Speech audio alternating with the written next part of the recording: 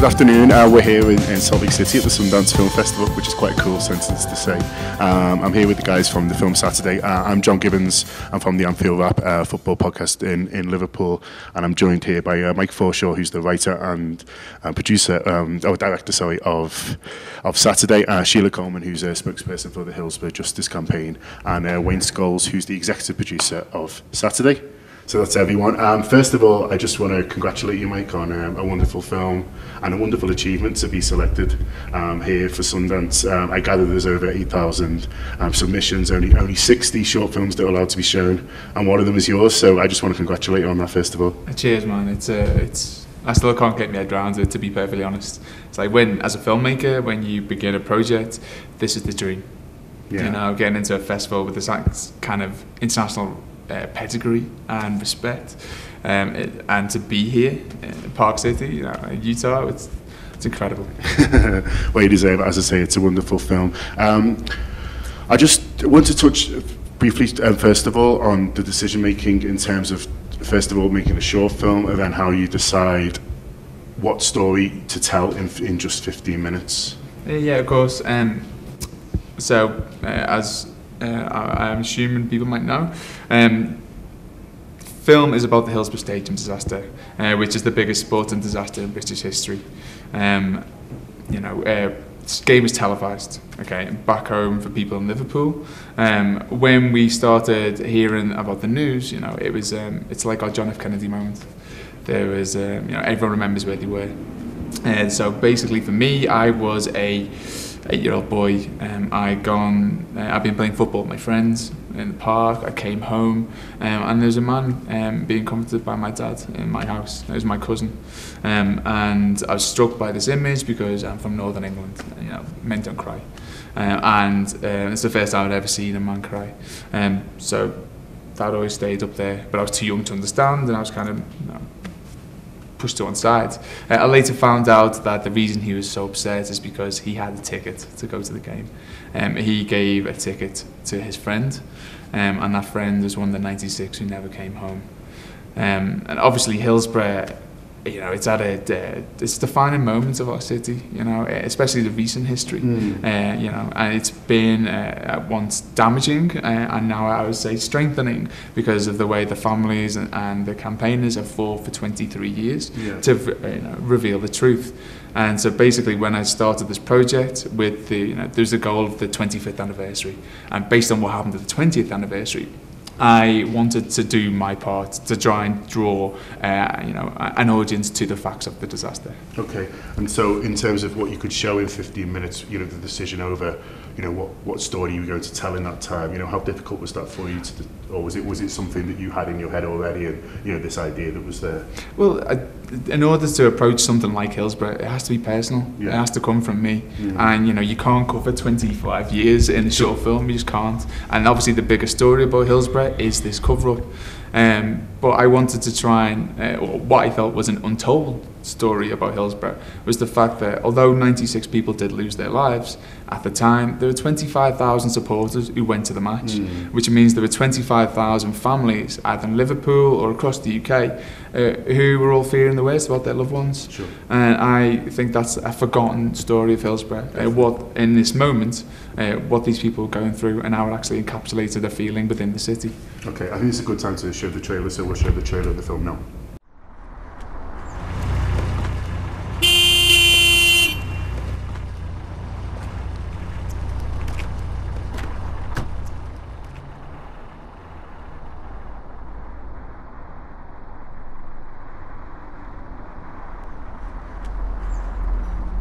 Where's Mark going? Sheffield.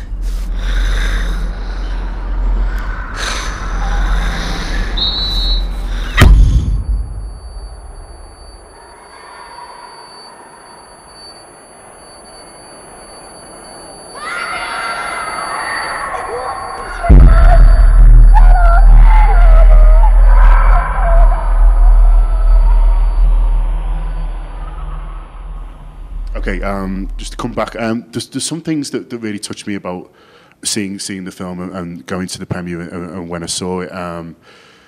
There's some nice sort of things in there in the film, and one of the things that resonated with me was the father and the fact that these things were developing and it was on telly and they were listening on the radio, and he wasn't too worried at first and he wasn't too concerned. And what that kind of reminded me of the fact that what often, I mean, I was a little bit too young, but what football fans who were around in the 80s often say to me was, looking back now, there was so many times that we were sailing really close to the wind and you thought that, oh, the police have this control, but really they kind of didn't. And, you know, I mean, what was it like, you know, in terms of, you know, being a football fan at that time, in terms of how you were treated, you know, how people reacted to you, and how you were seen by those who were there to, you know, to be responsible and to take control? Would you like me to say something on that? Thanks. On the microphone. Yeah, Sheila Coleman from the spokesperson of the Hillsborough Justice Campaign. For me, the important thing is that I went to watch Liverpool play from I was 7. I come from a family of Blues, so, you know, Evertonian, so the opposing, but my little friend the same age, we would walk to the ground because I lived in a neighbouring area, and 7-year-old Charles, we would go in the boys' pen. By the time we were 11, we were in the cop. I look back now and go, oh my God, 2 little girls in that vast number of people. But we were safe. I can say nothing ever happened, and we felt safe. We never felt in any danger. There's a change in nature of football, and, you know, I think you have to set Hillsborough within the context of the lack of investment in football, dilapidated stadiums, and football being viewed through the lens of hooliganism, and that was a recipe for disaster with Hillsborough. So what we had at Hillsborough was, you know, police controls which were punitive, the animal terminology in police orders, where fans were corralled from the train station to the ground where they were herded into pens. That's in police operational orders.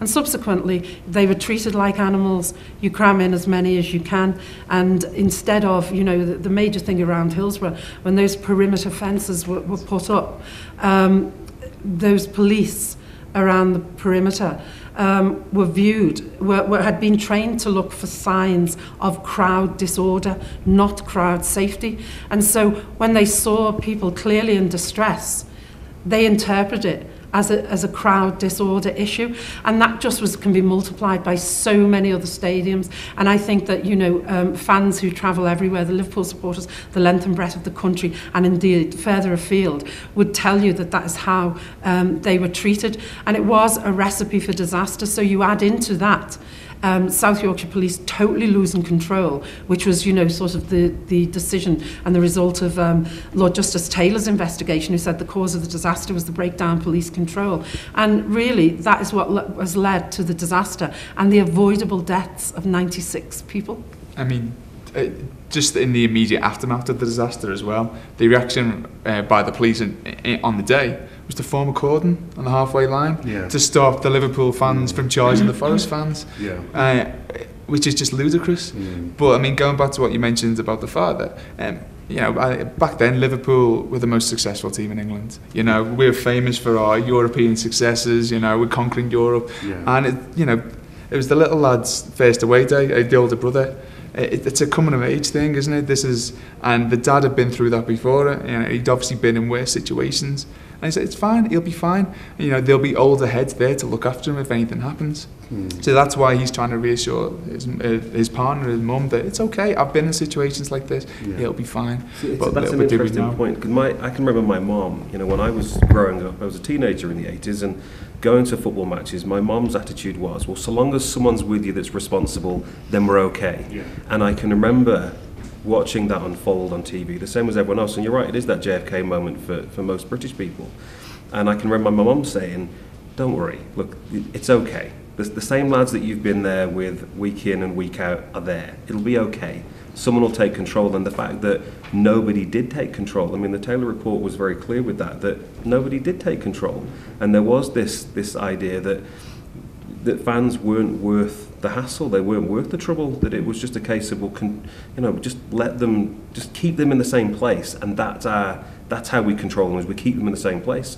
And it's the tragedy that nobody was treated as a human being, that nobody was treated with, no one was viewed as someone to be taken care of, to be managed and helped. You know, it was the tragedy of not being treated as humans. I think as well, so just in following on from what Wayne said, that the people who took control were the fans themselves, and let's not forget that they were injured, they had got out of the pens, and their first instinct, in line with everything, was we must help our friends, our fellow fans.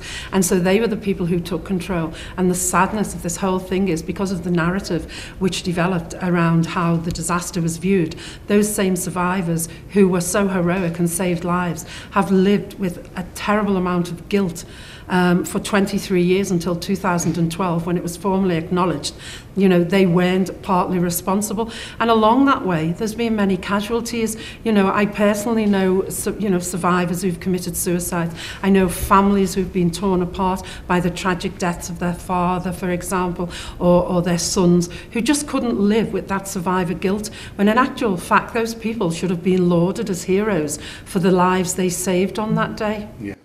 And we've all touched on the police and police attitudes, and I think that's something that the film does really powerfully, because it's 100% set in Liverpool, but it introduces the police into the bar scene, and it shows quite effectively, I think, the attitudes both ways in terms of the attitudes of police towards working class people, and then return, you know, the kind of lack of respect, and you know, that comes back from that. And I think that's something that the film does really well, because it has to be remembered that it wasn't just football fans that were seen as, you know, animals. There was a real problem in that time, and a real breakdown in that time in Liverpool in general, and probably across the north, in terms of, you know, the police who were there to kind of serve people, and how that relationship was just almost non-existent at that time. Yeah.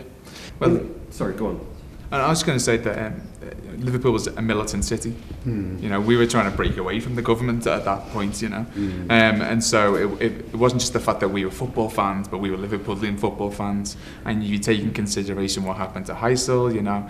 It was, you know, without sounding, you know, horrible, it was the police saw an opportunity to pull all those things together and turn it to their advantage, which resulted in the cover-up. I think as well within that it's important to recognise the context in which it happened in terms of policing, because the police were clearly seen as an arm of the state, and we have to view Hillsborough within the context of police acting with impunity, because previous to Hillsborough we had the miners' dispute, and you know, ironically we had the same police that policed so much of the miners' strike with the same police force that policed the Hillsborough disaster. You know, the thing that I think really struck me about the film, and one of the reasons that I wanted to get involved with it, was because it is a story that can resonate globally. It's a very localised tragedy in the sense that, you know, it's Liverpool fans, and it was Liverpool fans that have had to fight for justice all the way through for decades. But the reason I think this resonates so well as a film is that globally people can relate to the fact that there are injustices in the world, and that sometimes you do have to fight the institution, and you do have to fight attitudes, and you do have to fight to have things changed. And the fact that Liverpool never gave up as a city, never gave up as people who, you know, look, I think we've all been to a Liverpool-Everton game, and, you know, it can be interesting to say the least, but the fact that the city was able to unite behind a common cause for justice is what really enables people around the world to look at this. I was talking to a person about 3 weeks ago who had watched the film. They'd come into the office, we'd shown them the film, and they were a survivor from 9/11. They were in the Twin Towers. Okay. And the poor guy was in tears by the end of it, because he said, you know, I can relate to this because I know what my family went through whilst they waited for days to hear from me. And he said, we had cell phones, but he said that, you know, we couldn't get through. And he said, I can relate to this. He said, this is a disaster that left thousands and thousands of people. You know, my connection to it was that we had a neighbour who had gone. And in Telford, you know, that's where I grew up, was in Telford. My family are from Liverpool, but, you know, I grew up in Telford, and one of our neighbours had gone, and we didn't know for 3 days. And that's the part that the rest of the world can relate to, is that there are disasters that happen, and justice has to be fought for, and you sometimes just don't know, and everybody can relate to that element of not knowing. I think as well, John, sorry, that in line with what Wayne said, that, you know, sort of that not knowing, and I think why the film is so powerful, even as a short film, is the young boy Liam, that alter, you know, from that innocence of in the morning, from, you know, having his breakfast, going out playing football, to coming back in that powerful scene in the living room where he sees something's wrong here.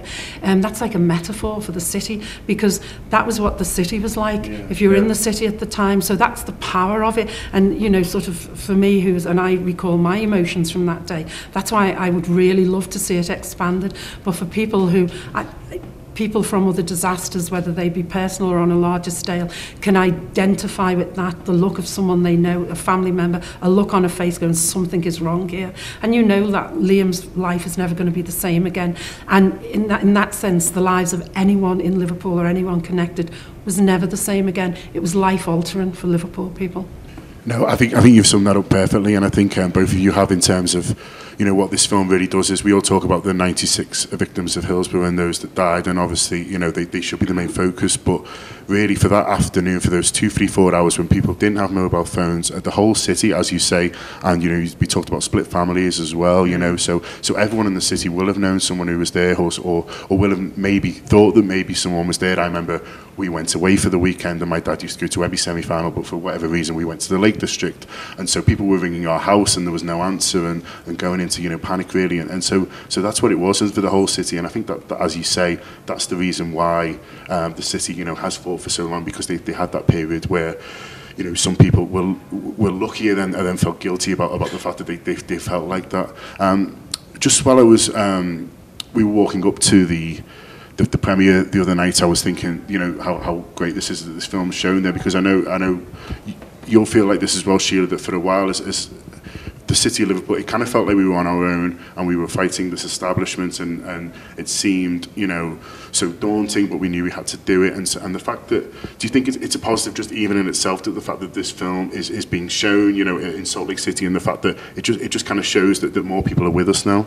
Oh, totally. And, you know, let's be honest about this. We were on our own for a long time. I always say that there were many dark years where, you know, as a group, as a campaign, we used to meet on a Monday night and we would sit and we used to think, you know, but we kept, and there would be little things that kept us going, and we were inspired by the longevity of other campaigns. And then every so often we would get a letter from abroad, or someone or somehow, and then we would reach out, and it was quite individualistic, you know, sort of the approaches we had. And so it was very hard at times, and it was like we were on our own, but our campaign moved and moved to the point where we did get greater recognition. The let's not forget social media, that gave us a major boost forward in terms of our campaign. Once we launched our website, and let's not forget we had to encrypt it and send it abroad. That's the climate in which we were operating in. And to be here in Salt Lake City at the Sundance Festival, I would just like to say thank you, one, for being invited, but thank you to Wayne for supporting Mike's film. And I had no doubts whatsoever from the first time I met Mike around his sensitivity and responsibility, and I feel honoured and proud to be representing not just the Hillsborough campaign, but so many survivors who I know kind of will like this and will like what we've done, because it deserves that recognition, and it says to the world, you know what, we were right, and this is how we were right. Just to pick up on one thing, I mean, when I originally started developing the project, this was before the publication of the HIP report. And so when, you know, there's no monetary value in short films. No. You know, there isn't. It's all about, you know, trying to, you know, express something, to develop, to bring ideas to people. And when I showed this to potential funders, public bodies, it felt like a case of, you know, this is so old, you know, move on, forget about it. You know, you may care about Hillsborough, but no one else does. And the fact that, you know, because of that, we were lost. We can't make anything without money. And people supporting us and people getting behind us, and for someone like Wayne to step up and recognise that this is an important story that needed to get out there and needed to be shared, this is the vindication. I think it's really interesting you used the sentence there, move on and forget about it, and I think that's what Liverpool's been told a lot over the last 26 years and what Liverpool's refused to do. We've just got a couple of minutes left. I just want to touch on finally, just to say, what hope do we have for the future? You know, we're here, there's inquests going on in the UK at the moment, which is why the film can't be shown in the UK at the moment. But, I mean, Sheila, you've said you've been through dark times, you know, we've had tough battles as a city. Are you hopeful of the future now in terms of the campaign? I think it's vital at this time in the campaign to keep the pressure on, and you can't take your foot off the pedal, and that is my fear, that because the inquests are ongoing and people think it's in the hands of the lawyers, etc., it's okay. Let's not forget the Hillsborough disaster was in the hands of the establishment and lawyers back in 1989, 1990 and subsequently. I have confidence in our lawyers, I really do. But as a campaign, we are keen to make the establishment very aware that we are still on their case. We are not going away, but our day will come. Well, see, and I think that's a really important part. The inquests are necessary and critical to moving the argument forward and obtaining justice. The problem with it is you can't view it as an end game. No. It isn't the end No. of the fight. It's just a part of the process.